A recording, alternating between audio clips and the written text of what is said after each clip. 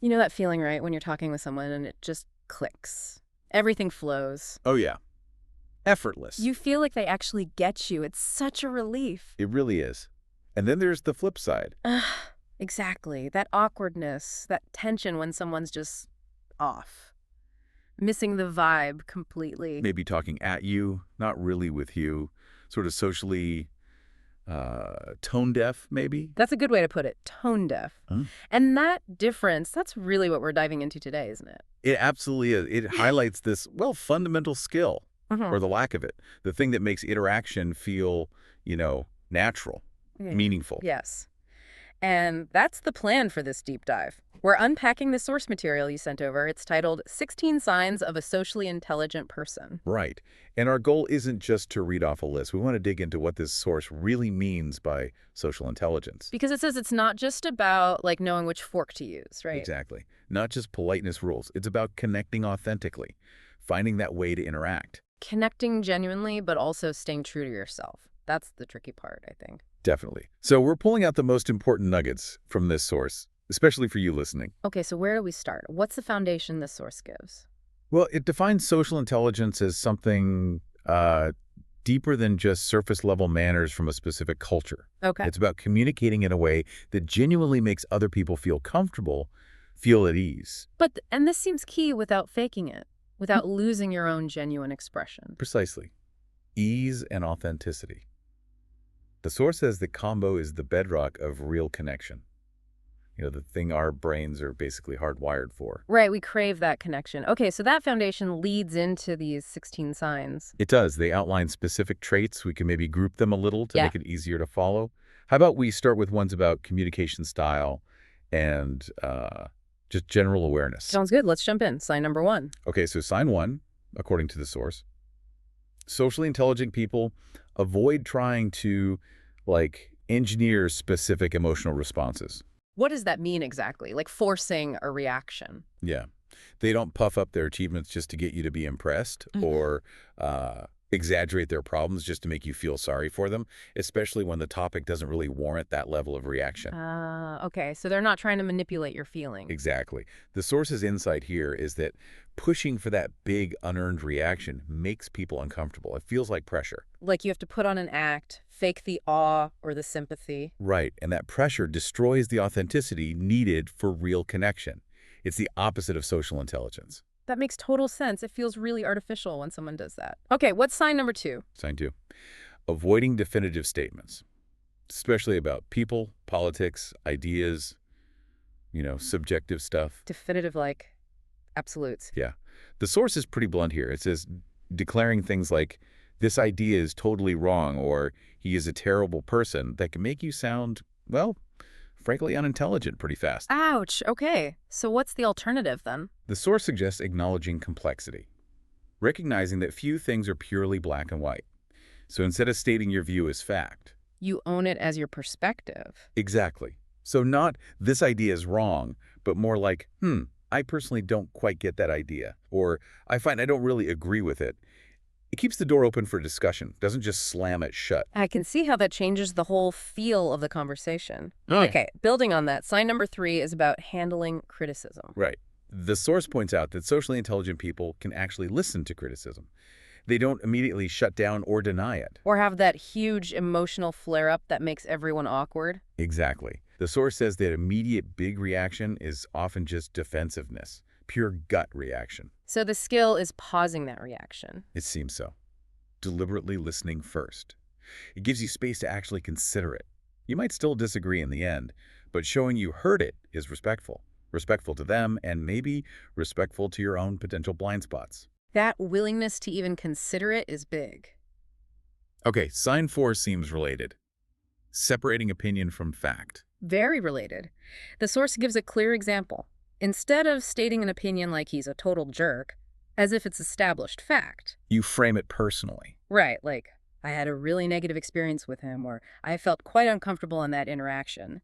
You're stating what's true for you, your experience, not presenting it as the objective, universal truth about that person. Got it.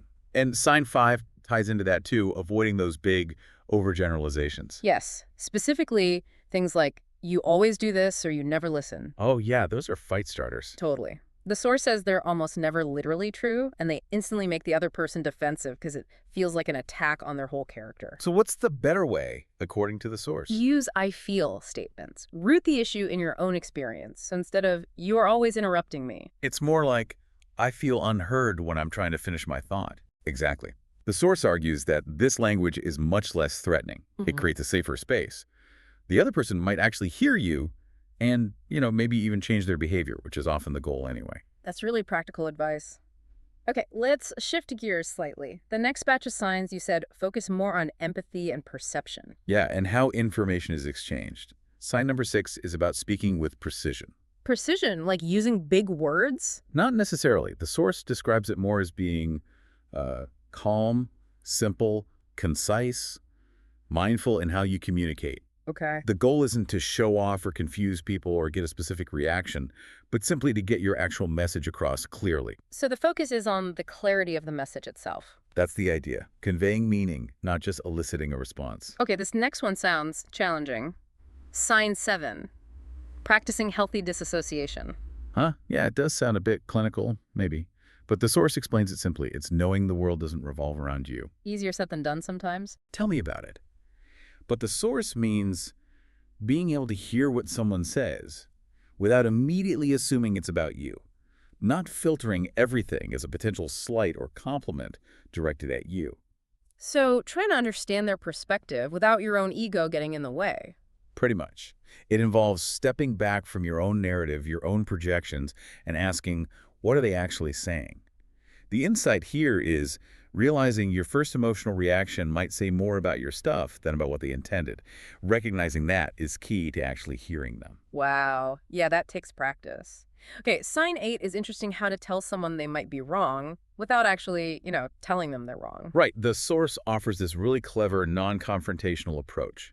Because just saying you're wrong puts defenses straight up. So what do you do instead? First, validate their point somehow. Even just, well, that's an interesting way to look at it, or I hadn't considered that perspective. Okay, find some common ground or acknowledge their thought process. Exactly. Then gently offer your view. Something I came across recently suggested this, or my understanding was slightly different. And then, Crucially, bring them back in. Ask their opinion on the new information. What do you think about that? The idea is to make it a shared exploration, not a battle. Spark curiosity, not conflict. that feels way more productive. Okay, sign 9. Validating feelings. The source apparently makes a big distinction here. A huge one. This is critical. Validating someone's feelings means accepting and acknowledging how they feel right now. If they say, I feel really sad today, or I'm angry about that, you just accept it. You don't argue with the feeling itself. Exactly. You don't use logic like, well, you shouldn't be sad because X, Y, Z. That dismisses their internal reality.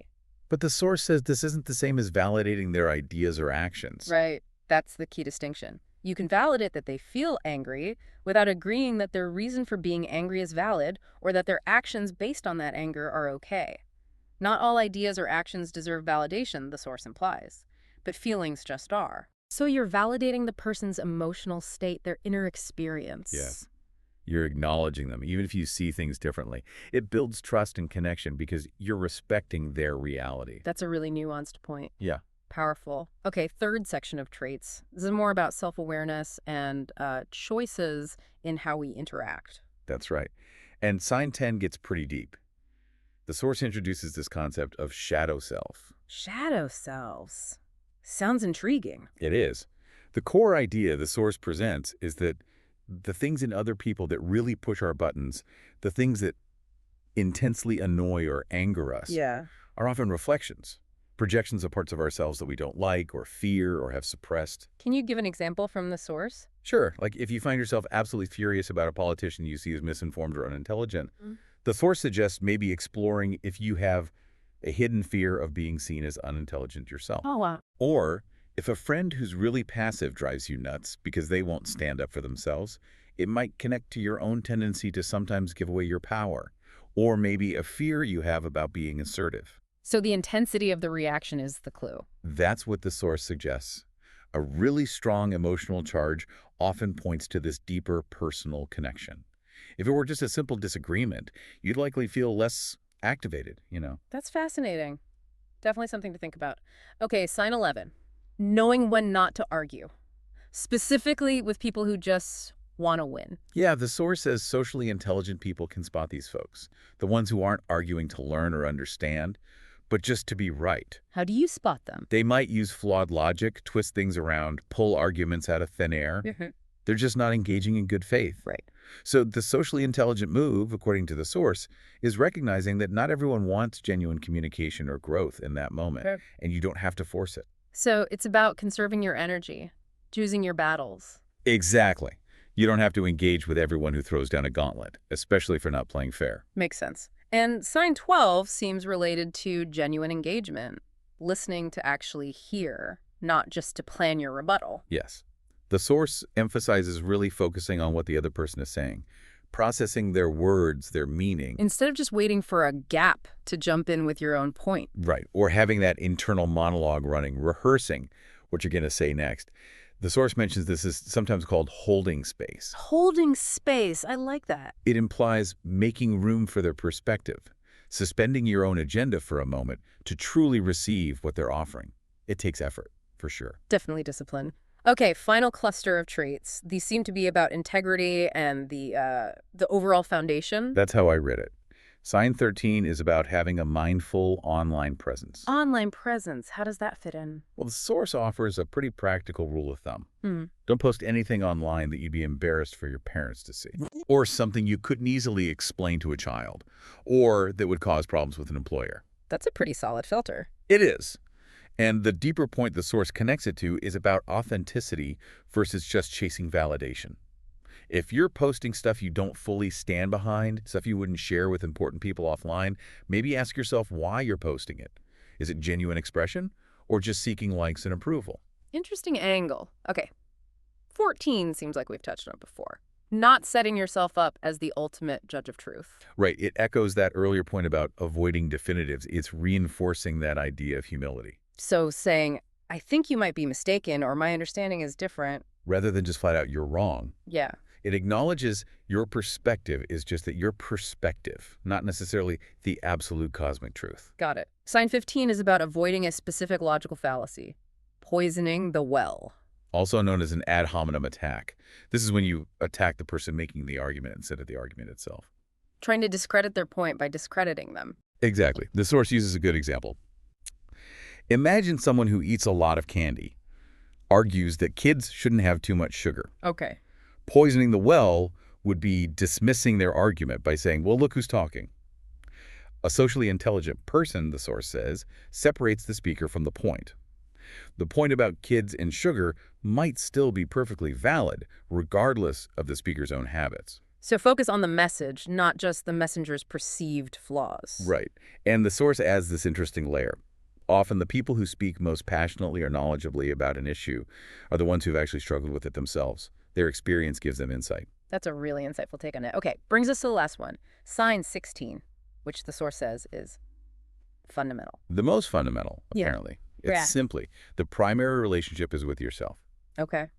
How does that relate to interacting with others? The source positions it as the absolute bedrock. The idea is that the quality of all your external relationships with friends, family, colleagues, everyone, is ultimately an extension, a direct reflection of the relationship you cultivate with your own self. So how you treat yourself, how well you know yourself, that impacts everything else. That's the core message. Socially intelligent people, according to this source, get this. And because they get it, they put consistent effort into that internal work. Self-awareness, self-acceptance, growth.